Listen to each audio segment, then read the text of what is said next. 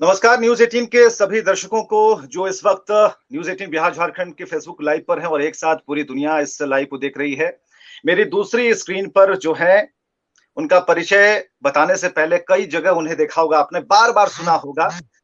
Khan sir है हमारे साथ और सबसे बड़ी बात की देखिए अभी भी कई लोग हैं जो हमें मैसेज कर रहे हैं कि अभी तक फेसबुक लाइव शुरू क्यों नहीं हुआ। लोग 7 बजे से बैठे हैं ताकि खान सर को सुन पाए, कोरोना को लेकर और उनके विचार क्या है, खासकर साइंटिफिक तरीके से सुनना चाहते हैं खान सर को। बीमारी कहां से आई, कैसे हो गई, अब पीड़ित हम हैं, ठीक कैसे होंगे, कोरोना कब जाएगा, और जो अभी सिचुएशन बेस्ड जो दवाइयां चल रही हैं उन पर भी अभी हम लोगों ने सीजन बेस्ड दवाइयां चलानी शुरू कर दी हैं। सभी चीजों पर बात हुआ। खान सर, चर्चा तो ये हो रही है कि बिहार में लॉकडाउन हो जाए, आप मानते हैं कि प्रॉपर लॉकडाउन ही अब इसका एक विकल्प है इस लिंक को तोड़ने के लिए? सर हम मानते कि अब तो लगने ही वाला, आपको 1 से 2 दिन के अंदर आपको न्यूज आ जाएगा, लगभग कंफर्म है, लग जाएगा। और ये जरूरी भी है क्योंकि आप खुद सोच के देखिए कि जब भारत में पहला लॉकडाउन लगा था तो उस वक्त भारत में महज 20,000 मरीज थे कोरोना के, और आज 4 लाख से ऊपर हैं। और लॉकडाउन न लगाना तो इससे यही बताता है या तो हम उस समय बेवकूफ बने जा रहे थे या तो लोग अब हमें बेवकूफ बना रहे हैं। दोनों बातें एक साथ नहीं सही हो सकती है। अभी फिलहाल 10 से 15 दिन का एक शॉर्ट लॉकडाउन बहुत जरूरी है क्योंकि सबको पता है कि 15 से 20 मई तक कोरोना अपना विकराल रूप ले लेगा। बिल्कुल। और कोरोना के विकराल रूप लेने से पहले एक एहतियात जरूरी है, जैसा कि आपने कहा। लेकिन हम उसकी बात करेंगे, उस मर्ज की बात करेंगे जिसकी तलाश हमें है। लोग समझ नहीं पा रहे हैं, वैक्सीन लेने में अभी भी पूछते हैं कहाँ, कौन वाला बेहतर होगा, कौन वाला बढ़िया है। तो खान सर, इसे आप समझा पाएंगे? सर देखिए, सबसे पहले तो हम बताते हैं कि ये किसी की शादी नहीं हो रही है कि आपको सेलेक्ट करना पड़ेगा कि कौन बेहतर है आपके लिए कौन नहीं। आपको जो गवर्नमेंट देगी वो लेना ही पड़ेगा। और रही बात वैक्सीन की, तो सारी वैक्सीन भारत के पास 3 ही अवेलेबल है, वो भी तो 1 तारीख से स्पुतनिक अवेलेबल हुई। कोविडशील्ड, कोवैक्सीन और स्पुतनिक। मोस्ट प्रोबेबली आपको चांस है कि ज्यादातर आपको कोविडशील्ड ही वैक्सीन लगाई जाएगी। सारे वैक्सीन पावर है, बट बशर्ते अंतर किस बात का है। देखिए, स्पुतनिक जितनी क्षमता आपको 21 दिन में दे देती है, भारत में बना हुआ कोवैक्सीन वही ताकत आपको 28 दिन में देगी। और जो आपको कोविडशील्ड, जिसका बहुत बड़े मात्रा में आधार पूनावाला की कंपनी बना रही है, उसको अगर आप चाहते हैं कि उतनी ही क्षमता, उतनी ही इम्यूनिटी हमें मिले, तो आपको उसके लिए 52 से 56 दिन, मतलब 42 से 56 दिन का वेट करना पड़ेगा। तो बात बराबर ही है, बस थोड़ा सा है कि टाइम ज्यादा लगेगा। जैसे लकड़ी पे खाना बनाएंगे तो थोड़ा टाइम लगेगा, फिर गैस पे बना देंगे तो थोड़ा और टाइम लगेगा, ओवन में बनाएंगे तो तुरंत हो जाएगा। बस ये बनेगा तो खाना ही बनेगा ना। लोग एक चीज और समझना चाहते हैं आपसे, ये कैसे है? लोग कह रहे हैं कि मास्क, एक मास्क छोड़ दीजिए, 2 मास्क पहनना शुरू किया, 6 लेयर के बदले अब 9 लेयर पहनना शुरू कर दिया। तो इसे कैसे आप समझा पाएंगे कि अगर कोई सामने व्यक्ति है तो 6 लेयर पार कर कोरोना की ताकत है क्या जो घुस जाएगा हमारे मुंह में? देखिए, अभी क्या है, ये गाइडलाइन क्यों आई है, क्योंकि इतना मास स्प्रेड हो चुका है कोरोना ना, कि अब आपको हर दूसरे आदमी से बच के रहना पड़ेगा। पहले ये सिंगल मास्क की बात इसलिए की गई थी, कोरोना थोड़े थोड़े जगहों पे था। अभी इतना तेजी से स्प्रेड हो रहा है ना कि आपको ज्यादा बचने के लिए किया जा रहा है। हालांकि फेस शील्ड भी ज्यादा रहता है अगर आप एक सिंगल मास्क यूज करते हैं, और अगर आप फेस शील्ड यूज कर लेते हैं तो ये भी ज्यादा तक ठीक लगता है, क्योंकि ये अगर हम फेस शील्ड लगा लेते हैं तो थोड़ा, मतलब आगे से कोई कितना भी आता है तो इसमें गैप नहीं रहते फेस शील्ड में। तो ये भी एक सुरक्षित आइडिया है यहाँ पे। लेकिन सबसे जरूरी चीज समझने की क्या है कि अभी आपको जो करना है 15 से 20 मई तक कीजिए। रीजन समझिए, जब गर्मी के दिनों में सूरज निकलता है ना, तो वो सूरज जब पीक पर पहुंचता है, तो जब सूरज चढ़ रहा होता है तो उसमें बहुत गर्मी रहती है। लेकिन वही 2 बजे के बाद जब ढलने रहता है तो वो सूरज में रोशनी रहती है, वो गर्मी, वो जलन नहीं रहती है।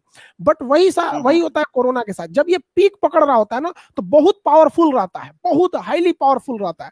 और जब ये पीक से डाउन होता है ना, तो आप ये मत देखिए कि मरीजों की संख्या डाउन हो रही है, वो कोरोना की ताकत भी डाउन होती रहती है। तो अगर हम पीक में पकड़ा गए, इधर पकड़ा गए, तो फिर समझिए कि बहुत दुर्दशा होने वाला है। और डाउन के वक्त में पकड़े जाएंगे तो फिर हमारे, मतलब क्या बताएं कि बहुत जल्दी आराम हो जाएंगे। आप खुद समझिए कि भारत में सितंबर में पीक आया था, पिछला जो 2020 वाला था, 97,800 के लगभग केस आए थे। और बिहार में देखिए, आप लोग सितंबर अक्टूबर में चुनाव हो रहा था, तो क्या उसमें कोरोना नहीं फैला? अगर फैला रहता तो इसी तरह हाहाकार भी मचा रहता, लोगों को लगा कि नहीं चुनाव। बात यह है कि उस समय जो बिहार इलेक्शन था वो कोरोना के डाउन फॉरवर्ड पोजीशन पे आया था, वो उतना घातक नहीं है। और जो बंगाल इलेक्शन है ये एकदम फॉरवर्ड पोजीशन पे पकड़ा गया है। तो एक बड़ा कारण आप इलेक्शन को आप कारण मानते हैं कि इलेक्शन एक बड़ा कारण है? सर आपको बता देते हैं, गवर्नमेंट को दिसंबर में ही आगाज कर दिया गया था कि ये सेकेंड वेव आएगा, बहुत घातक आएगा। लेकिन गवर्नमेंट के पास क्या था कि इलेक्शन कमीशन को 5-5 राज्यों के चुनाव कराने थे। अब हम लॉकडाउन के बीच में चुनाव कराएंगे तो फजीहत होगा, उससे अच्छा क्या करते हैं, चुनाव करा देते हैं, लॉकडाउन भी नहीं रखते हैं। अब गवर्नमेंट, लॉकडाउन खत्म हो गया, ये चुनाव खत्म हो गया, उत्तर प्रदेश में पंचायत चुनाव में भी मतगणना कंप्लीट है लगभग। तो अभी क्या है कि गवर्नमेंट अब 1 से 2 दिन में एक्शन ले लेगी। ये चुनाव आयोग ने बहुत गलत डिसीजन लिया, इतिहास याद रखेगा इस घटना को हमेशा। खान सर, एक बात और भी है, लोगों ने शुरू कर दिया है कि जो ऑक्सीजन अस्पताल बनाने के लिए, सिलेंडर की व्यवस्था करने के लिए या खुद से उत्पादन करने के लिए जो बातें कह रहे हैं, उसमें क्या सच्चाई है, कितनी ये दूर की कौड़ी है और कितना आसान है कि सरकार ने कहा और कल तक वो पूरी सिलेंडर तैयार है, अब यहीं से उत्पादन करेंगे, आसान है क्या इतना? सर बहुत आसान है, लेकिन हम लोग जगह कब, अब बताइए। हम लगभग 10-15 दिन पहले के वीडियोस में हमने बोला था कि इंडस्ट्रियल उसको यूटिलाइज करना चाहिए, नाइट्रोजन प्लांट को ऑक्सीजन प्लांट में कन्वर्ट करना चाहिए। बहुत सिंपल होता है, जो नाइट्रोजन गैस बनती है ना वो ऑक्सीजन को छोड़ देती है। तो हम ये थोड़ी कह रहे हैं कि आप नाइट्रोजन मत बनाइए, जो ऑक्सीजन छोड़ रहे हैं उसको वहां रोक लीजिए और उसका यूज कीजिए। अभी क्या है कि हमारे पास ऑक्सीजन की कमी नहीं है, हम आपको पहले भी बताते हैं। हमारे पास ट्रांसपोर्टेशन और उसको किस तरह से यूटिलाइज किया जाए इसका कोई सिस्टम ही नहीं है। जो ट्रेन चल रही है ना ऑक्सीजन एक्सप्रेस में, वो ट्रेनें लेट चल रही हैं। दिख तो रही है ट्रेन चल रही है, क्या आप बता सकते हैं कि वो उड़ीसा के राउरकेला से 24 घंटा के अंदर दिल्ली पहुंच जाएगी? नहीं, 35 घंटा में दिल्ली पहुंचेगी। एकदम सटीक तो बात है। हाँ। आप क्या करेंगे भाई, ट्रेन चला के फिर उस तरह? आप तो कहेंगे राउरकेला से आप ट्रक को अगर ग्रीन कॉरिडोर लेके आते हैं, ग्रीन कॉरिडोर मतलब होता है कि पुलिस साथ साथ चलती है, आगे कोई रेड सिग्नल हो या ट्रैफिक जाम हो, पुलिस निकाल देती है, उसको केवल और केवल ग्रीन मिलता है। तो उड़ीसा के राउरकेला से आप क्या कर सकते हैं, दिल्ली में 24 घंटा में आप ग्रीन कॉरिडोर बना के ला सकते हैं, और ऑक्सीजन एक्सप्रेस ट्रेन से ला रहे हैं तो 33 घंटा लग रहा है। ये थोड़ी थोड़ी मिसमैनेजमेंट हो रही है।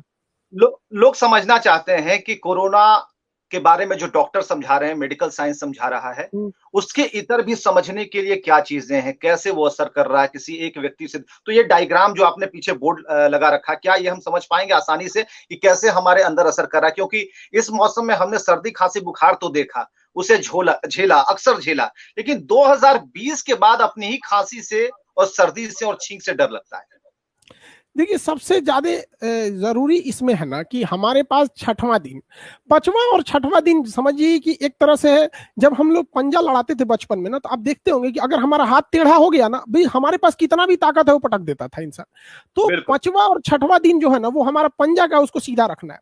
जैसे हम आज 1 तारीख को कोई इंसान इफेक्टेड हुआ, तो अगले 5 दिन में ना उसको कुछ पता ही नहीं चलेगा कि हमें कोरोना है या नहीं है। और ये 5 पीरियड इनक्यूबेशन पीरियड होता है, इस दौरान वो दूसरे को भी इन्फेक्टेड नहीं करेगा। तो ये जो 5 दिन है ना, ये कोई पता ही नहीं कर सकता है कि ये इन्फेक्टेड है या नहीं है, उससे डरने की बात नहीं है। लेकिन लोग क्या कर रहे हैं कि जब उन्हें बुखार आ रहा है तो वो इग्नोर कर रहे हैं। जिस दिन आपको पहला बुखार आया उस दिन से काउंटिंग चालू कीजिए, किस दिन आपको बुखार आया। अगर कंटिन्यू 5 दिन तक लक्षण दिख रहा है, कंटिन्यू, तो आपको आरटीपीसीआर पॉजिटिव है कि निगेटिव है, क्या है क्या नहीं, आपको लक्षण दिख गया ना, यहाँ तो जांच नहीं हो रही है। कई लोग हमारे जान पहचान में यहाँ पे थे, वो लोग मर गए, उनका जांच तक नहीं हुआ, जगह ही नहीं है। तो अगर आपका 5 दिन तक कोरोना के सिम्टम्स हैं, आप दिन काउंट कीजिए, तो 6वां दिन आपको हर हाल में 1 से 5 दिन अगर आप काउंट करते हैं, अगर यहाँ भी लक्षण दिख रहा है तो 6वां दिन आपको एस्टेरॉइड हर हाल में लेना है। और भारत में दुनिया का सबसे सस्ता एस्टेरॉइड मिलता है, हमारे यहाँ 20 से 30 रुपए में डेक्सोना इंजेक्शन मिल जाता है, बहुत सस्ते एस्टेरॉइड मिल जाते हैं। अगर ये एस्टेरॉइड हम लोगों ने ले लिया 5वां से 6वां दिन, एस्टेरॉइड की मात्रा, तो वो कोरोना को बढ़ने से रोक देता है। एस्टेरॉइड जो होता है वो क्या करता है, जैसे डेक्सामेथासोन, जिसे बहुत कॉमनली डेक्सोना के नाम से जानते हैं, गांव गांव में ये अवेलेबल है, लोगों को टाइफाइड तक में दिया जाता है। ये क्या करता है, गांव में देखिएगा कोई झगड़ालू आदमी होता है, जब लोगों में झगड़ा होता है ना, तो वो आके पिन मार देता है, मार मार मार, मैं मार, माँ का दूध पिया है तो मार, बाप का औलाद है तो मार। तो वो क्या करता है ना, जब किसी को आप कह दीजिएगा कि तुम बाप का औलाद है मार, तो उसके अंदर एक अलग एनर्जी आता है कि भाई मारना है, बाप की इज्जत भी बचानी है। बस हमारे शरीर में जो डेक्सामेथासोन है ना, बस वही कर देता है, वो हमारे इम्यून सिस्टम को बाईपास करके आगे निकल जाता है और इम्यून को कहता है मार इस कोरोना को, मार मार। लेकिन यही दिक्कत हो जाता है कि हम लोगों ने अगर 6वें दिन में एस्टेरॉइड ले लिया, जैसे एस्टेरॉइड जो होता है ना, उसके अंदर जो केमिकल होता है डेक्सामेथासोन, और दवा का नाम नॉर्मली हम लोग डेक्सोना, जो फेमस है, अगर ये ले लिया ना, तो ये 6वां दिन से 8वां दिन में इतना ना आपकी इम्यून सिस्टम को चढ़ा देगा कि वो कोरोना को कचर के रख देगा। लेकिन बात ये आती है कि अगर आपने 8वां 10वां दिन जब सांस फूलने लगे, ऑक्सीजन लेवल गिर गया, फेफड़े में दर्द होने लगा, तब आप जाइएगा, तो फिर वो डेक्सामेथासोन भी बहुत ज्यादा काम नहीं करेगा। अभी फिलहाल एक ये दवा है। दूसरी एक और समस्या देखी गई है इसमें कि ब्लड क्लॉटिंग करता है, और ब्लड क्लॉटिंग में एक बहुत बड़ी खराबी है कि किसी में ये ब्लड क्लॉट कर रहा है और किसी में नहीं कर रहा है। तो इसको क्या किया जाता है, तो एक एंटीकोलुगेंट दवा होती है जो ब्लड को जमने से रोकती है।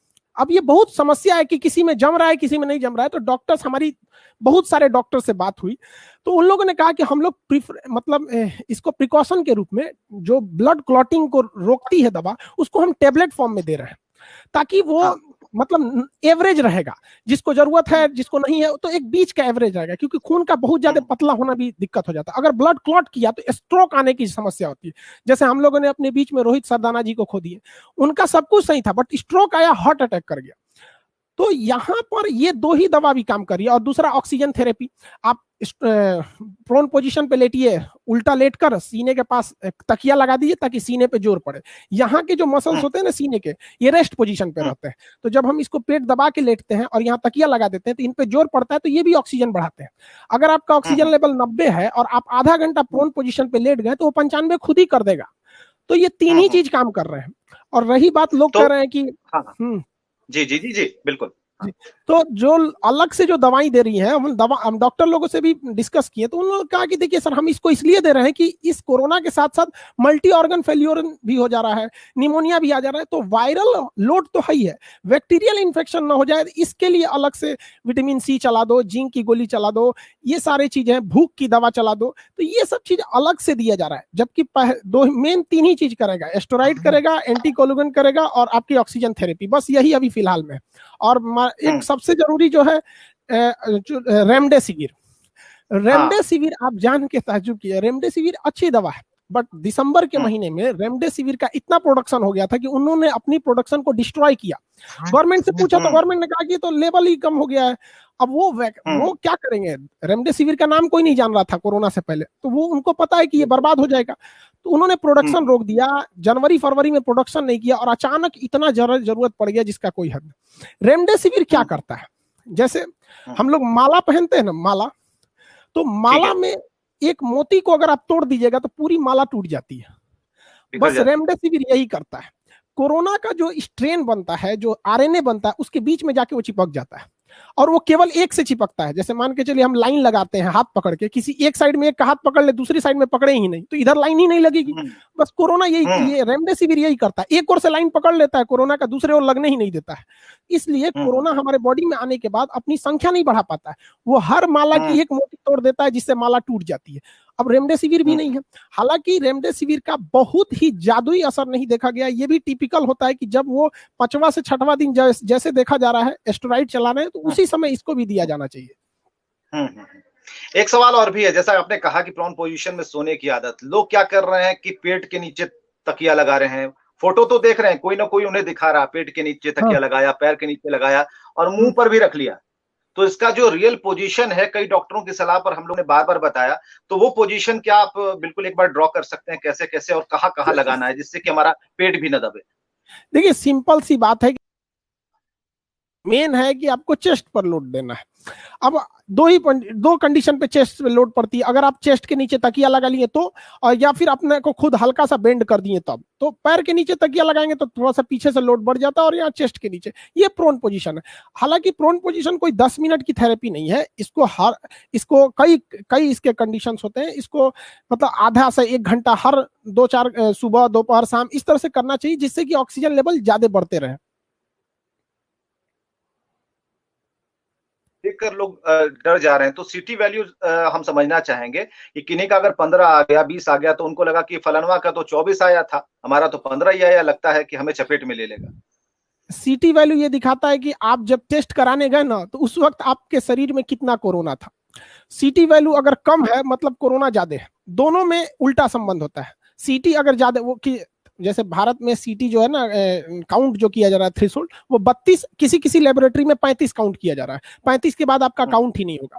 तो अगर सीटी वैल्यू कम है, यानी पहले ही आपका कोरोना पकड़ में आ गया, इसका मतलब ज्यादा था तभी तो पकड़ में आ गया। सपोज कीजिए ऐसे, और अगर सीटी वैल्यू नहीं मिल रहा है, 20 है, 25 है, 27 है, 28 है, मतलब बहुत मुश्किल से डॉक्टर को मिल रहा है, इसका मतलब अभी आपके में कोरोना कम है। लेकिन इसमें कोई खुश होने की बात नहीं है। जिनका सीटी वैल्यू 25 है, ये बात हकीकत है कि उनमें अभी कोरोना ज्यादा नहीं फैला है, क्योंकि उन्हें 25 साइकिल चलाए हैं तब जाके उन्हें कोरोना मिला है। और जिनका सीटी वैल्यू 10 है, मतलब उनमें कोरोना ज्यादा है, क्योंकि डॉक्टर ने केवल 10 साइकिल ही चलाया है और उसको कोरोना मिल गया है। लेकिन इसमें कोई खुशी की बात नहीं है। कोरोना के लिए तो 3 दिन बहुत है आपको पूरे चेस्ट में फैलने के लिए। तो और अगर आपकी इम्यून खतरनाक है, आपकी इम्यून मजबूत है, तो आपका सीटी वैल्यू 5 भी है तो भी आपका इम्यून सिस्टम उसे हरा देगा। ये केवल कोरोना की संख्या को बताने की चीज है सीटी वैल्यू। इससे ये डिसाइड नहीं होता है कि आप सीरियस हैं, बचेंगे कि नहीं बचेंगे, इससे कोई मतलब नहीं है। लोग ये भी कह रहे हैं कि भाई जो ऑक्सीजन लेवल है घर में सबके सिलेंडर, अब तो लोगों ने ऐसा, आज हमने रिपोर्ट चलाई है कि बहुत सारे सिलेंडर लोगों ने घर में बंद कर रखे हैं कि यूज होगा तो उसको, अब उन्हें पता नहीं ऑक्सीजन लेवल 90 से नीचे जाएगा तो कितना यूज करेंगे, 60 पर होगा तो कितना यूज करेंगे, कितना ब्लॉकेज खोलेंगे, ये कुछ भी पता नहीं है। हाँ, इतना जरूर पता है कि मास्क पहनाना और यहाँ से पाइप खोल देनी है। ये उन लोग को सोचते हैं वो ऑक्सीजन सिलेंडर कितना दिन चलेगा। तो जो अपने ऑक्सीजन सिलेंडर को घर में स्टॉक कर रहे हैं, उन लोगों से हम ये कहना चाहते हैं कि बेहतर होगा कि आप 4-5 जो इसके डीलर हैं, या फिर जो जो जहां से आप ऑक्सीजन को रिफिल कराते हैं, जहां से लेते हैं, आप 4-5 आदमी से कांटेक्ट में रहिए कि देखिए हमें लक्षण दिख रहा है, हो सकता है जरूरत पड़ेगा, आप इसे अवेलेबल करा दीजिएगा। 4-5 के कांटेक्ट में रहेंगे तो कोई ना कोई करा देगा। इस तरह से घर में रखने से क्या होता है कि आपको जरूरत पड़ेगी या नहीं पड़ेगी किसी को नहीं पता है, और उसी ऑक्सीजन की वजह से किसी की जान भी जा सकती है। तो ये मिसअंडरस्टैंडिंग है। और वो ऑक्सीजन सिलेंडर कितना दिन चल जाएगा उनका, मतलब ऐसा थोड़ी है कि 2 दिन चल, ये मुश्किल से मुश्किल 1 दिन चलेगा। और वो भी अचानक आपका ऑक्सीजन लेवल थोड़ी ना जाता है कि एक बार 94 से 60 हो जाएगा, धीरे धीरे लगता है। तो अगर आपका 90 है तो प्रोन पोजीशन पर रहिए, उसी वक्त आप 90 से तो 95 आप प्रोन पोजीशन से ही रिकवर कर सकते हैं। उसके बाद आप कांटेक्ट में रहिए कि ऑक्सीजन लेवल। और अभी फिलहाल हम देख रहे हैं कि अभी ऑक्सीजन की किल्लत धीरे धीरे दूर हो रही है, धीरे धीरे, और आने वाले 10 से 15 तारीख में ऑक्सीजन की किल्लत नहीं रहेगी। चलिए, एक बात और भी कि लोगों को ये भी समझना है, जो सवाल आ रहे हैं कि आखिर कब तक, 2020 हम देख चुके, 2021 को और हम देख रहे हैं विकराल होते हुए, 22-23 का लोग हिसाब मांग रहे हैं कि क्या होगा, जाएगा कब ये लोग जो हिसाब मांग रहे हैं, जरा इनसे पूछिए कि आप जब कोरोना को मजाक बना रहे थे तो क्या हुआ। लोग मजाक बना देते थे, मास्क पहनने वाले को लोग कहते थे भाग भाग इसको कोरोना है। अरे बेचारा वो कोरोना से बचने के लिए किया है तो लोग उसी को कोरोना बोल रहे थे, मजाक बना दिए थे। इस तरह से मीम्स बन रहे थे कि कोरोना तब चला गया। इसमें हमारे प्रधानमंत्री जी ने भी कहा कि कोरोना से हम लोग ने जंग जीत लिया। पता नहीं उनको किसने बोल दिया था कि जंग जीत चुके हम, नहीं। तो अभी ये जो कोरोना है ये पीक पकड़ेगा मई 15 से 20 तक, और मई के बाद ये डिक्लाइन होना चालू करेगा, और ये जाएगा आपका सितंबर, मतलब अगस्त तक ये सेकेंड वेव शांत होगा। 2 महीना गैप कीजिएगा बस, नवंबर तक थर्ड वेव आ जाएगा। लेकिन थर्ड वेव से हमें उतना घबराने की जरूरत नहीं है, क्योंकि जब तक थर्ड वेव आएगा भारत के 10 से 15% लोग कोरोना होकर ठीक हो चुके रहेंगे, और लगभग 30% जनसंख्या, 40% जनसंख्या जो है उसे कोरोना मतलब वैक्सीन लग चुकी रहेगी। और जो छोटे बच्चे हैं, जो कुल जनसंख्या में लगभग 15% है, उन लोग को कोरोना होगा ही नहीं। तो केवल ऐसे लोग बचेंगे 25 से 30% जिन्हें कोरोना का डर है। तो इन लोग को मास्क वगैरह पहना के रखें। अभी तो हमारे 80% लोगों को डर है, तो थर्ड वेव में केवल 30% लोगों को डर लगा, क्योंकि उस समय तक वैक्सीनेशन बहुत हद तक कंप्लीट हो चुका रहेगा।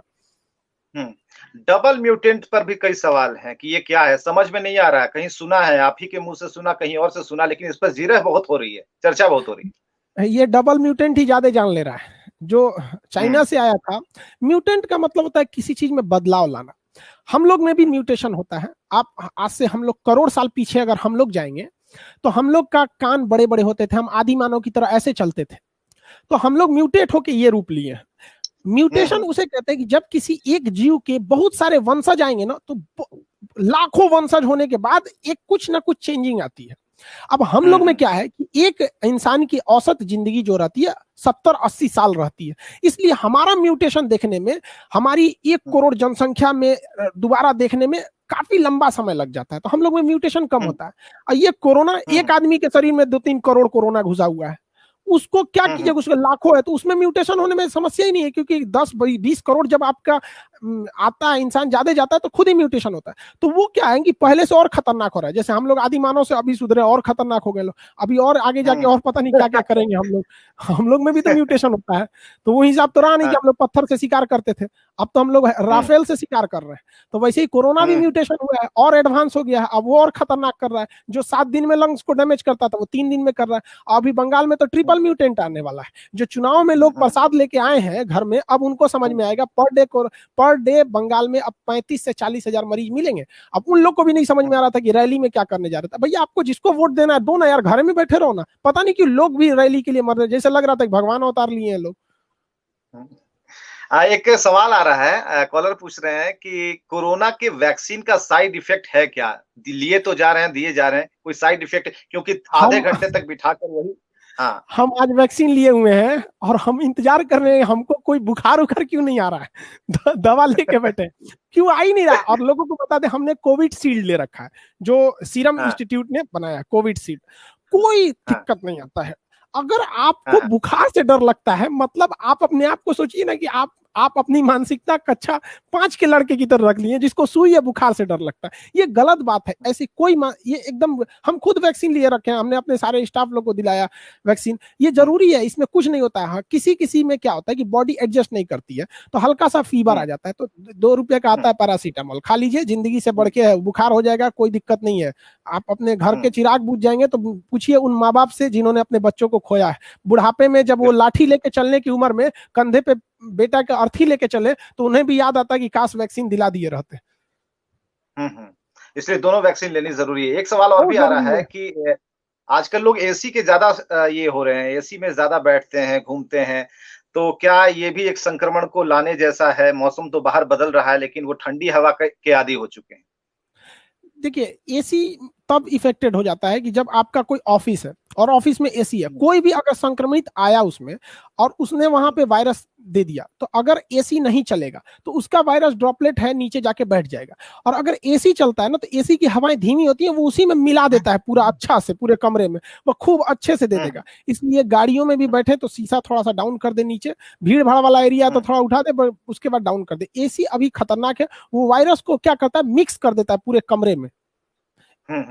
एक सवाल आ रहा है और भी लोग समझना चाहते हैं कि वायरस किस तरीके से इंसान के अंदर प्रवेश करता है, और जिसे कहते हैं थक्का बनाना, या ये सारी चीजें लोग समझना चाह रहे हैं इसे, और इसे हम भी समझना चाहेंगे आपके जरिए, कि ताकि हम ये कर पाए कि कफ या फिर खांसी को हम कोरोना सीधे मान लें, या फिर हम समझने की कोशिश भी करें कि ये असर कैसे करता है।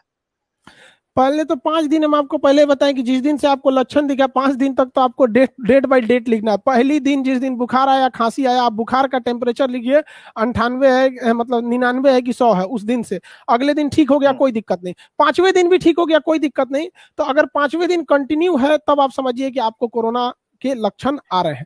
अब ये कोरोना काम कैसे करता है, तो देखिए इसमें कोई ज्यादा वो नहीं है, बस कोरोना ज्यादा खतरनाक नहीं है, इसके बाहर का जो स्पाइक प्रोटीन है ना, जो ये बाहर निकले रहते हैं, ये बहुत खतरनाक होते हैं सर। ये स्पाइक प्रोटीन इसी के सहारे ये अंदर घुस जाता है। ये चाबी है हमारे पूरे शरीर में, इम्यून सिस्टम में ताला लगा हुआ है, कोई अंदर नहीं घुस सकता है। अब पता चला कोई आरबीआई की चाबी लेके घूम रहा है मुंबई में हेडक्वार्टर में, खजाना खाली कर देगा। बस यही है, ये कोरोना है जो ये चाबी लेके घुमा है। और एक तो पहली बात कोरोना की कमी नहीं है, उसके बाद इन ससुरों के पास चाबी की कमी नहीं है। एक चाबी काम नहीं करेगा, दूसरा खोलेंगे सब। तो सबसे बड़ा चीज यही है चाबी का। लेकिन वैक्सीन क्या करता है, देखिए जैसे मान के चले किसी के पास चाबी है, अगर हम उस चाबी पे पकड़ के वेल्डिंग मार दे तो उसका डिजाइन बदल जाएगा चाबी का। अब वो ताला में घुसेगा नहीं, उसको गला दे, मोड़ दे, ऐसे करके। बस वही करता है वैक्सीन। वैक्सीन क्या करता है, इस पे जाके सट जाता है, इसके चाबी के मुंह बंद कर देता है। अब ये हमारे शरीर में रहेगा, चिल्लाएगा भैया हमको भी अंदर ले लो। रिसेप्टर होते हैं रिसीव करने वाले, कहते हैं चाबी लगाओ हम तुम्हें रिसीव करके अंदर ले जाएंगे। तो वैक्सीन ये चाबी को बंद कर देता है। अब कुछ लोग कह रहे हैं कि ये वैक्सीन से नपुंसक हो जाएंगे लोग। अरे भैया ये चाबी बंद कर रहा है, नपुंसक कहां से हो जाएंगे? ये फेफड़े के लिए बनाया गया है, आपके रिप्रोडक्टिव सिस्टम को कहां से ये डैमेज करेगा, हमको नहीं समझ में आता। अब ये क्या चीज है ना कि हमारा शरीर जो है ना, वो बाहर की चीजों को आने नहीं देता है बॉडी में। जैसे बाहर का कोई चीज आएगा ना, तो शरीर सबसे पहले क्या करता है, बुखार लगा देता है। बुखार एक अलार्म है हमारे शरीर का। जिस तरह से स्कूल में घंटी बजती है, सारे लोग को पता चल गया कि छुट्टी होने वाला है या लंच हुआ है, या उसी तरह हमारे शरीर में बुखार है। अगर बुखार आ रहा है ना, तो समझिए कि कोई ना कोई एंट्री मारा है। तो जैसे कोरोना एंट्री मारता है ना, तो शरीर बुखार लगा देता है। तो बुखार से घबराना नहीं है, ये बुखार रहना जरूरी है। अगर बुखार है तो बहुत अच्छी बात है, क्योंकि हमारे पूरी बीएसएफ फौज, हमारी जो आर्मी है ना, पूरी खड़ी है कि कहाँ से घुसा है ये, और वो तो मेन अटैक किया है फेफड़ा पे। तो ये बुखार रहना भी जरूरी है, ऐसा नहीं है घबराना नहीं है। लोग कह रहे हैं कि वैक्सीन आने से बुखार होता है, भाई अच्छा है, वो वैक्सीन बहुत बेहतरीन काम कर रही है। मतलब वैक्सीन अंदर आया है, हमारी बॉडी को पता चल गया कि कोई अनजान आदमी आया हमारी बॉडी में, वो बुखार लगा के पूरी बॉडी को उठा रहा है कि देख देख कौन आया है यहाँ पे। और वो जाके सारे अब वो लेके रेडी रहता है, कहाँ है वैक्सीन, कहाँ है, कब आ रहा है कोरोना। कोरोना जैसे कोरोना आता है सारे का रिसेप्टर उड़ा देता है, चलो अच्छा खोलो यहाँ। और लोग बुखार से ही डर रहे हैं, हाथ दे भाई साहब। और ये कुछ ऐसे, मतलब कुछ ऐसे लोग डर रहे हैं ना जिनका। बिल्कुल खान सर, इस स्पाइक के बारे में आपने जानकारी दी, लेकिन ये 2020 वाले से ज्यादा खतरनाक है लग रहा है, ये ज्यादा चिपकने में माहिर है। नहीं, जो डबल म्यूटेंट है ना, उसके साथ खराबी क्या है, वो ससुरा दो चाबी लेके घूम रहा है। वो दो अलग अलग टाइप की चाबी लेके घूम रहा है। जैसे पहले जो कोरोना था, उसके कोरोना के अंदर ये उसका आरएनए है, मतलब इसको ये फोटोकॉपी मशीन है अंदर वाला। पहले का जो कोरोना था उसकी चाबी कुछ ऐसी थी, सब में एक ही जैसे चाबी थी। लेकिन अभी का जो कोरोना है उसके पास एक ऐसे है तो एक ऐसे वाली चाबी है। यही दिक्कत है, या तो इस चाबी से खोल देगा ताला, या तो इससे खोल देगा। इस वजह से ये तेजी से घूम रहा है। तो पहले क्या था कि हमारा कुछ लोगों के इम्यून सिस्टम अच्छे थे, उसमें इस ताला से, जो सिंगल म्यूटेंट था पहले, इससे इस चाबी से खोलता था तो हमारा फेफड़ा एक तमाचा देता था, भाग यहाँ से, सोचा तू हमारे फैमिली का नहीं, चल यहाँ से। तो उसको कहते थे कोरोना वॉरियर हो गया, जीत गया कोरोना से, इसको तो कुछ नहीं हुआ, एसिम्प्टोमेटिक, तो उसको मार के भगा देता था। और हमारा फेफड़ा इस तरह की चाबी को तो बहुत बढ़िया से थूरता है, लेकिन ये जो डबल म्यूटेंट है ना, ये दूसरा चाबी लेके आया है। तो हमारा फेफड़ा कंफ्यूजन हो जाता है, उसको लगता है कि ये अच्छा आदमी है, इसको अंदर ले चलो। तो इसको कहते हैं डबल म्यूटेंट, एक इधर एक इधर। अब हमारी जो वैक्सीन बनी है ना, वो तो इस तरह के चाबी को तोड़ने में कामयाब थी। तो लेकिन देखा यह गया है कि वो वैक्सीन इसको भी अच्छे से, मतलब चाबी को तोड़ दे रही है। तो इसी को कहते हैं डबल म्यूटेंट। अभी जो बंगाल में घूम रहा है वो ट्रिपल म्यूटेंट, उसका कुछ अलग ही शेप है, उसके में वो तीन चाबी लेके घूम रहा है, किससे नहीं खुलेंगे। कहीं ऐसा ना हो कोई मास्टर चाबी लेके घूमने वाला पैदा हो जाए। तबरेज आलम है, सवाल कर रहे हैं, प्लीज 5G टेस्टिंग के बारे में कुछ बताएं। नहीं, ये 5G वाला तो पता नहीं किसने अफवाह उड़ा। भारत में अफवाह की कमी नहीं रहती है, हम लोग बचपन से सीखे अफवाह वाला की। पेंसिल के छिलका को दूध में डालो तो रबड़ बन जाता है, ये जिंदगी का पहला अफवाह था। मेढक मारो तो कान पकता है कि नहीं। पतीली में खाना खा जो तो शादी में पानी बरसने लगता है। ये सब अफवाह हम लोग बचपन से सीखते आए हैं, इस वजह से ना हम लोग को कोई अफवाह चिपका देता है, सही हो जाता है। 5G टेक्नोलॉजी अभी पूरे इंडिया में ट्रायल पोजीशन पे है, वो भी महाराष्ट्र और कुछ बड़े मेट्रो सिटी में ट्रायल पोजीशन पे है। जो अमेरिका हो गया, जापान हो गया, ये लोग तो 5G कब से यूज कर रहे हैं, 1 साल हो गया, उनको क्यों नहीं हो रहा है। 5G टेक्नोलॉजी से रेडिएशन से खतरा होता है, बट ये पक्षियों को, तितलियों को, मधुमक्खियों को होता है। रीजन क्या है कि 5G जो रेडिएशन छोड़ता है ना, वैसे ही रेडिएशन मधुमक्खियां भी छोड़ती हैं अपने घर का पता ढूंढने के लिए। तो मधुमक्खी दिन भर पूरा घूमती रहती है और उसके छत्ते से रेडिएशन आता है, तो इन मधुमक्खियों को पता चलता है कि मेरा घर यही है। और जब आप 5G टावर लगा देते हैं ना, तो वो भी उसी तरह का रेडिएशन छोड़ने लगता है, तो कंफ्यूज हो जाती है, मेरा घर तो इधर था, वो दूसरे मोहल्ला चली जाती है। इस वजह से वो भटकने लगती हैं सब, तो उनको खतरा है। अब ये आदमी को कौन समझाए, 5G की वजह से कोरोना का कोई लेना देना नहीं है। अब जो लोग ये अफवाह फैलाते हैं ना, पता नहीं कहां से आते हैं ये लोग। अब बिलीव बड़ा जल्दी करते हैं ऐसे चीजों पे। सरकार चिल्ला रही है, हम लोग चिल्ला रहे हैं कि वैक्सीन लगवाओ, वैक्सीन लगवाओ, इस पे बिलीव नहीं है। और एक दिन किसी ने व्हाट्सएप फेसबुक पे फैला दिया कि 5G से हो रहा है, बिलीव हो गया। कहा जा रहा है कि पहले डोज के बाद 25 से 27 दिन के बाद दूसरा डोज लेना जरूरी है। कई लोग ऐसा सवाल करते हैं कि पहला डोज ले लिया तो ये तो काम कर ही रहा होगा, दूसरा तो बूस्टरवे है ना, इस तरह का सवाल भी आ रहा है। नहीं, बूस्टर थोड़ी होता है, ऐसा नहीं। तीसरा बूस्टर लगेगा, अभी गवर्नमेंट आपको बता ही नहीं रही है, बूस्टर तो 1 साल बाद लगेगा। फाइजर ने तो बोल दिया कि हमारा 1 साल बाद बूस्टर लगेगा। ये लोग एक से एक दिमाग लगाते हैं। पहली वैक्सीन लगाने के बाद आप 100% सिक्योर नहीं है, कुछ एंटीबॉडी बनती है, वो जो चाबी को तोड़ने वाली जो मशीन होती है ना, वो कुछ बनती है। और पहला डोज लगा के आप छोड़ देंगे ना, तो वो भूल जाएगी कि हमें कोरोना को मारना भी है। लेकिन अगर दूसरी बार लगा दिए ना तो हमेशा के लिए एक मेमोरी सेल डेवलप कर देता है कि अब वो जिंदगी भर याद रखेगा कि ऐसी चाबी जहां मिल जाए उसको तोड़ देना, ये आदमी ठीक नहीं है। तो पहला डोज लगाने के बाद भी आपके अंदर इम्यूनिटी आती है, बहुत चांसेज है कि आप वेंटिलेटर पे नहीं जाएंगे, मरने की संभावना ना बराबर हो जाती है। और डबल डोज लेने के बाद बहुत हद तक आदमी सिक्योर हो जाता है। और रही बात 28 दिन पर लगाना है, तो स्पुतनिक जिसको लगेगा उसे 21 दिन पर लगाना है। स्पुतनिक वैक्सीन के साथ खराबी क्या है, उसका पहला डोज अलग वायरस का है और सेकंड डोज अलग है, मतलब वो दोनों अलग अलग है। जबकि कोविडशील्ड और कोवैक्सीन एक ही वैक्सीन है, बस 2 बार लगाना है। अब यहां ध्यान रखना है कि अगर जिसको इंडिया की बनी वैक्सीन कोवैक्सीन लगी है, मतलब जो कोवैक्सीन लग रही है, उसको 28 दिन पर लगाना है। लेकिन कोविडशील्ड को 28 दिन पर लगाने का मतलब है आप उस वैक्सीन में उतना पावर नहीं रह जाएगा। बहुत से लोग कह रहे हैं कि डॉक्टरों ने भी तो वैक्सीन लगाया था, इन्हें क्यों कोरोना हो गया। डॉक्टरों के साथ भी यही गलती हुई थी। भारत सरकार शुरू में एडवाइजरी जारी की थी कि हमें वैक्सीन 28 दिन पर लगानी है। 28 दिन पर वैक्सीन केवल 54% कारगर होती है, लेकिन अगर हम उसे 42 दिन पर लगाएंगे तो वो 65% कारगर हो जाएगी, और अगर हम उसे 56 दिन पर लगाएंगे तो 80% कारगर हो जाएगी। तो अगर हमारे डॉक्टरों को वैक्सीन 42 से 56 दिन के पे लगी रहती तो अब उन्हें कोरोना नहीं होता। और जो लोग कह रहे हैं कि डॉक्टरों को कैसा हो गया, कैसे कोरोना हो गया, उन लोगों से ये सवाल पूछिए कि डॉक्टर 24 घंटा कोरोना मरीज के बीच में घूम रहे हैं, 24 घंटा दाहिने बाएं ऊपर नीचे दिन रात उनके पास, बेचारों के पास दिन भर कोरोना वायरस है उनके पास। कभी बेचारों, वो भी तो इंसान होते हैं, देखते हैं यहाँ नाक कट जाता है बेचारों का, मास्क पहने पहने पीपीई किट पे। आप बिलीव नहीं कीजिएगा, डॉक्टर लोग अब पैंट के अंदर ना पैंपर्स और हगीज पहन रहे हैं, डाइपर पहन रहे हैं। उनको पेशाब करने का टाइम नहीं है, पीपीई किट खोलेंगे तो फिर दोबारा पहनना पड़ता है, फिर वो मतलब किसी काम का नहीं रह जाता। वो डॉक्टर बेचारे पैंपर्स पहन रहे हैं, पेशाब करने के लिए उनके पास टाइम नहीं मिल रहा है। और उन डॉक्टरों पे कोई सवाल, वो बेचारे किस तरह से बच रहे हैं, ये वैक्सीन का नतीजा है। वरना अभी तक कितने डॉक्टरों का क्या हाल हो गया रहता। भगवान न करे उन्हें कुछ हो, उनके बदौलत हम लोग बैठे हैं। बिल्कुल। सारी दुविधाओं को आप दूर कर रहे हैं और लोगों की एक से एक सवाल भी आ रहे हैं, हालाँकि उन सवालों को छलनी में छान कर हम आप तक पहुँचा रहे हैं। लोगों का एक सवाल और भी है, सवाल ये है कि जिन्हें कोरोना ने 2020 में अपनी पहुँच के अंदर किया, फिर वो नेगेटिव आए, उसके बाद अब वो इंतज़ार कर रहे हैं कि क्या हम घर में ही रहें या थोड़ा आज़ादी हमें मिल सकती है, थोड़ी छूट मिल सकती है, जिन्होंने अभी वैक्सीन नहीं लिया या फिर जिन्हें इस बार नहीं कुछ हुआ है।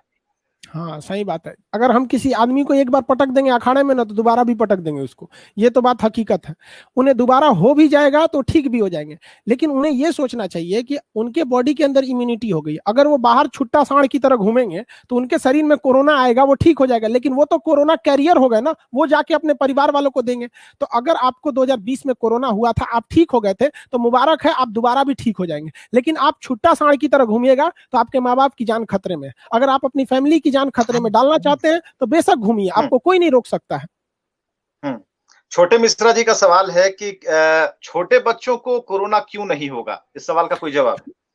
छोटे बच्चों में ना कोई भी चीज डेवलप हो रही होती है, और जैसे कोई घर बन रहा है, मान के चलिए किसी का घर बन रहा है, उसमें एक दीवार गिरा दीजिएगा तो क्या दिक्कत है, फिर से जोड़ देगा, क्योंकि उसका तो बन रहा है ना घर। अब किसी का घर 10 साल पहले बन चुका है और उसका जाके एक दीवार तोड़ दीजिएगा तो उसको क्षतिग्रस्त कहेंगे। अब कोई बिल्डिंग बन रही है, उसमें से एक ईंटा घसका दीजिए, कोई इफेक्ट नहीं पड़ता है। तो छोटे बच्चों का शरीर अभी बन रहा होता है, उनके अंदर एंटीबॉडी, ये सारी चीज बन रही होती है। उसमें कोरोना आता है तो पूछते हैं सर कि अनजान आदमी है, तो बॉडी बता देता है हाँ इसके पहले तो इसको नहीं देखे थे, बचपन से इस शरीर को देख रहे हैं, नहीं देखे हैं इसको, तो उसका शरीर मार के उसको खत्म कर देता है, क्योंकि उसकी अंदर सारी चीजें बन रही होती है। और हम लोग का शरीर बन चुका है, अब कोई भी चीज बन नहीं रही है। अब हम लोग के यहाँ होगा तो ज्यादा इफेक्ट करता है। कोरोना बच्चों को भी होता है, देखिए हम ये नहीं कर रहे हैं, लेकिन उनमें केवल नॉर्मल बुखार की तरह हो जाता है, उनकी जान नहीं जाती है। सुमित झा कहते हैं कि घरेलू नुस्खे बहुत हो गए, बहुत सारे हकीम बन गए, इम्यूनिटी के नाम पर मार्केट बन गया, क्या ये सब कारगर है? ये कोरोना के सिम्टम्स के लिए बहुत अच्छे कारगर है।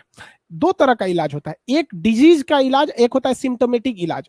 मतलब मान के चलिए हमारे पैर में, मेरा पैर टूट गया, तो मेरा इलाज ये है कि हम उसका इलाज कराएं, फ्रैक्चर उसके प्लास्टर कराएं। लेकिन उसका एक सिम्टोमेटिक इलाज है कि मेरा पैर टूटेगा तो हमें बुखार भी आएगा, हमें दर्द भी होगा। लेकिन अगर हम बुखार की दवा खा ले, दर्द की दवा खा ले, तो ये हमें टेम्पोररी रिलीफ देंगे, उस पैर टूटे का इलाज नहीं कर पाएंगे। तो जो घरेलू नुस्खे हैं वो सिम्टम्स, जो कोरोना की वजह से जो सिम्टम्स आ रहे हैं उसको ठीक कर देते हैं।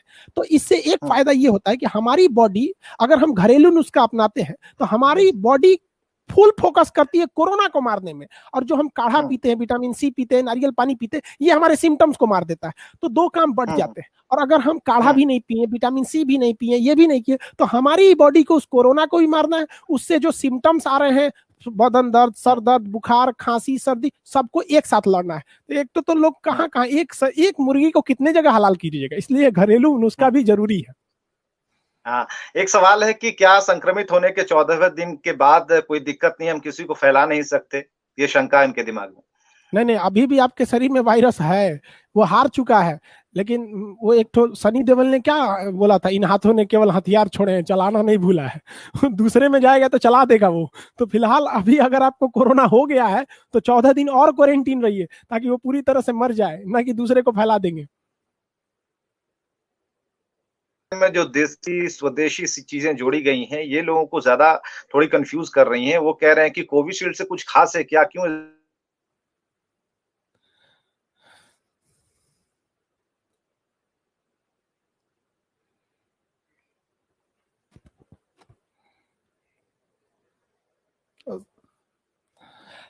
कोविशील्ड में क्या कुछ, देखिए कोविशील्ड का प्रोडक्शन ज्यादा है। कोविशील्ड में एक पॉजिटिव यही है कि इसका प्रोडक्शन रेट बहुत ज्यादा है। इसकी क्योंकि सीरम इंस्टीट्यूट ऑफ इंडिया बना रही है, ये बहुत तेज बना रही है। गवर्नमेंट ने तो सबसे पहला गलती किया कि मार्च में उनको ऑर्डर ही कम दिया था सीरम इंस्टीट्यूट को। अभी सीरम इंस्टीट्यूट की वर्तमान क्षमता जो है वो 7 करोड़ डोज पर डे है। तो सीरम इंस्टीट्यूट की जो कोविशील्ड है ये ज्यादा बन सकती है, इसलिए लोग इसके पीछे पड़े हुए हैं। और जो हमारी कोवैक्सीन है इंडिया की बनी है, तो गवर्नमेंट ने इसे बहुत सारे कंपनियों को दिया नहीं था। हैदराबाद की कंपनी है वही बना रही है, जैसे अभी स्पुतनिक आई है, तो इसको 6 कंपनियों को दिया गया, डॉक्टर रेड्डी और अलग अलग कंपनियों को दिया गया, ताकि प्रोडक्शन तेज किया जा सके। तो बस यही है कि कोविशील्ड का सप्लाई, देखिए कोविशील्ड से भी किसी को घबराने की जरूरत नहीं है। सबसे पहले तो आपको ऑप्शन ही नहीं मिलेगा, प्राइवेट में कोविशील्ड मिल रहा है, वहां जाके ले सकते हैं, लेकिन कोई दिक्कत नहीं। बस कोविशील्ड के लिए यह है कि आप कोशिश कीजिए कि 50 से 56 दिन के अंदर लें, आपकी इम्यूनिटी ज्यादा बढ़ जाएगी, फिर सारे के बराबर हो जाएगा वो। कोरोना के बारे में भी एक सवाल आ रहा है, कितना कारगर है? जी सर, कोरोनिल के बारे में एक सवाल है, कोरोनिल के बारे में। कोरोनिल 1 साल पुरानी चीज है, उसको छोड़ दीजिए कोरोनिल को। हालांकि जो ससारी था और वो बाबा रामदेव, इसको खान सर जरा इसको मोड़ते हैं। आयुर्वेद कितना कारगर है? क्योंकि आयुर्वेद भी ये कह रहा है कि हमारे पास भी कई ऐसी दवाएं हैं जो कारगर हैं। होम्योपैथ भी ये कह रहा है कि उससे तो कई लोगों को हमने ठीक कर रखा है, ये उनका कहना है। देखिए आयुर्वेद जो है ना वो सिम्टोमेटिक इलाज के लिए बहुत बेस्ट है। हम बताएं ना आपको, कोरोना के बदले जो सिम्टम्स है, जैसे खांसी है, इसके लिए आयुर्वेद में एक से एक दवाइयां हैं, तुरंत खांसी 2 दिन में सही कर देती है। बुखार है, सर दर्द है, मतलब भूख नहीं लग रहा है, तो ये सब सिम्टोमेटिक इलाज के लिए आयुर्वेदिक बेस्ट है। बट अभी मेन कोरोना वायरस के लिए उतना कारगर नहीं साबित हो पाया। एक बात और भी, पढ़ाई कैसे होगी? जो अभी आसार चल रहे हैं, 2 तरह की परिवार की चिंता। एक तो कि कैसे हम जिंदा रहें, दूसरा ये कि बच्चे जो घर में उधम मचा रहे हैं।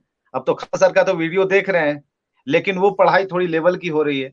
अब बच्चे पहचानते जरूर हैं आपको, लेकिन समझने के लिए थोड़ा उन्हें बढ़ना पड़ेगा, कॉम्प्लान बॉर्नवीटा पीना पड़ेगा। देखिए जो स्कूल वाले हैं जो फीस ले रहे हैं, स्कूल पढ़ाई का तो कई लेवल होता है। एक स्कूल की पढ़ाई होती है, एक मैट्रिक से इंटर की पढ़ाई, ग्रेजुएशन वाली एकेडमिक पढ़ाई होती है, एक कंपटीशन, सबका अलग अलग। तो जो स्कूल वाले पढ़ा रहे हैं वो लोग व्हाट्सएप ग्रुप पे थोड़ा थोड़ा नोट्स वगैरह कुछ दे दे रहे हैं, वो संतोषजनक नहीं है। उनके लिए कहेंगे थोड़ा सा और लेवल सुधारिए आप स्कूल वाले, क्योंकि आप तो फीस में कोई कटौती तो कर नहीं रहे हैं, फीस पूरा ले रहे हैं। और कई जगह स्कूल में ये भी समस्या आएगी कि स्टूडेंट से फीस पूरा लिए हैं और जो टीचर्स को उन्होंने छुट्टी दे रखा है उन्हें सैलरी नहीं दे रहे हैं। तो ये गलत है। अगर आप टीचर को आधा दे रहे हैं तो स्टूडेंट से भी आधा लीजिए। लेकिन गवर्नमेंट ने क्या है ना कि इस पे एकदम चुप्पी साट ली। हमारे चिल्लाने और आपके कहने से कुछ नहीं फर्क पड़ता। और जो एकेडमिक पढ़ाई करते हैं जैसे मैट्रिक, इंटर, बीएससी, तो इनके लिए यूट्यूब भी बहुत अच्छा रास्ता है। इनके पास बहुत सारी चीजें अवेलेबल हैं। और रही बात जो कंपटीशन का, जैसे हम लोग का अपना एप्लीकेशन है उस पर पढ़ाते हैं। हम आपको बताते हैं कि पिछले हम बहुत दिन से 15-20 दिन से ज्यादा से हम अपने एप्लीकेशन पे एक भी क्लास नहीं ले रहे हैं।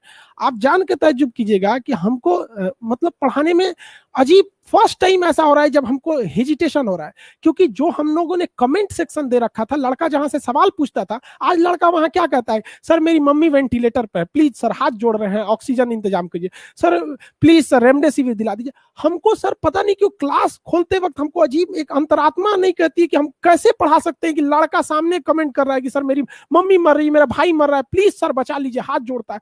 मतलब हम क्लास नहीं ले पा रहे हैं, लड़कों को लग रहा है कि सर क्लास नहीं ले रहे हैं। अरे हमारे में इतनी हिम्मत नहीं है, जो सामने कोई मर रहा होगा हम इधर से मतलब पढ़ाएं, तो बहुत दर्दनाक स्थिति, हम कैसे बताएं। जैसे आप लोग को लग रहा है ना कि ऑनलाइन में, ऑनलाइन क्लास लेते हैं लोग तो बंद करना पड़ जाता है क्लास, आप पढ़ा पाएंगे कभी, आपके सामने कोई कर रहा है कि सर मम्मी मर रही है मेरी, बहुत मुश्किल हो जाता है सर। तो इस सिचुएशन में सिर्फ लॉकडाउन ही एक कारगर उपाय है। सरकार तो लेट कर गई, चलिए, लेकिन सरकार जिस निष्कर्ष पर भी पहुंचने वाली है, जिस लॉकडाउन को लेकर बात कर रही है, हम चेन तोड़ पाएंगे?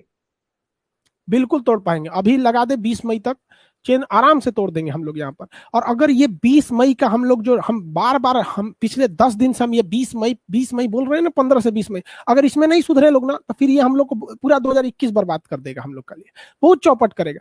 क्योंकि अभी अगर हम लोग रोक देंगे ना, तो 20 मई के बाद हमारे पास हॉस्पिटल्स अवेलेबल हो जाएंगे, ऑक्सीजन अवेलेबल हो जाएंगी, दवाइयां अवेलेबल हो जाएंगी। लेकिन उस समय क्या होगा कि मान के चलिए हमने दवाइयां वगैरह तो बढ़ा दिया, अब पता चला मरीज भी आपने बढ़ा दिया, तो फिर फर्क क्या पड़ा, उसका प्रोडक्शन बढ़ा तो फिर डिमांड भी बढ़ गई। तो हमको इधर कम से कम रहना है। लोगों को कहते हैं यार सरकार नहीं कर रही है, खुद से मान के चलिए लॉकडाउन हो रहा है, यही मौका है, माँ बाप का सेवा कीजिए। बहुत मतलब भौतिकवादी दुनिया हो गई है, इस दुनिया में क्या कीजिएगा। आप कमाने जब निकलिएगा तो पत्नी पूछेगी कि कितना कमाए हो, बाप पूछेंगे कि कितना बचाए हैं, भाई पूछेगा मेरे लिए क्या लाए हैं, एक माँ ही है जो पूछेगी कि आज कुछ खाए कि नहीं खाए। तो अब इस लॉकडाउन में उस माँ की जितनी सेवा कर लीजिए, शायद उससे अभी दुआएं काम करेगी, उस सेवा अगर अगर आपके पास माँ की दुआएं है ना, फिर ये कोरोना वोरोना भी कुछ खास काम नहीं करेगा। तो भाई सब लोग से कहते हैं घर में माँ बाप की सेवा कीजिए, बच के रहिए, इस सब में घर के अंदर रहना भी एक देश सेवा है। बहुत बहुत शुक्रिया, आपने समय निकाला खान सर। 40-41 मिनट तक लगातार आपको सुनते रहे, यूट्यूब पर बहुत सुना, सभी ने सुना, पूरे देश और पूरी दुनिया ने आपको देखा। और आप जो कर रहे हैं, सबसे पहले तो हमारे लिए गर्व की बात है कि आप बिहार से ताल्लुक रखते हैं और सरल भाषा, और सबसे बड़ी बात कि बिहार से जो लोग बाहर जाते हैं वो अपनी बोली को बोलने में कतराते हैं। ये उदाहरण जो आप दे रहे हैं वो हमें इसलिए पता है कि दलान के मुहाने पर हम भी कभी बैठे हैं बुजुर्गों के साथ, लेकिन ये सीखना जरूरी है, ये अंदाज सीखना जरूरी है कि पेंसिल को कट पेंसिल क्यों कहते थे और उसे छीलकर दो मुहाने पर क्यों तीखा कर देते। ये आपने समझाया पूरे देश को। बहुत बहुत शुक्रिया खान सर, बहुत बहुत शुक्रिया कि इस पैंडेमिक सिचुएशन में आप समय निकाले। और जितने लोग हमें देख पा रहे हैं उनके सवाल डॉक्टरों वाले जरूर थे, लेकिन मोटी बातें जो आपने समझाई हैं उसके लिए बहुत बहुत शुक्रिया खान सर, बहुत बहुत शुक्रिया। धन्यवाद।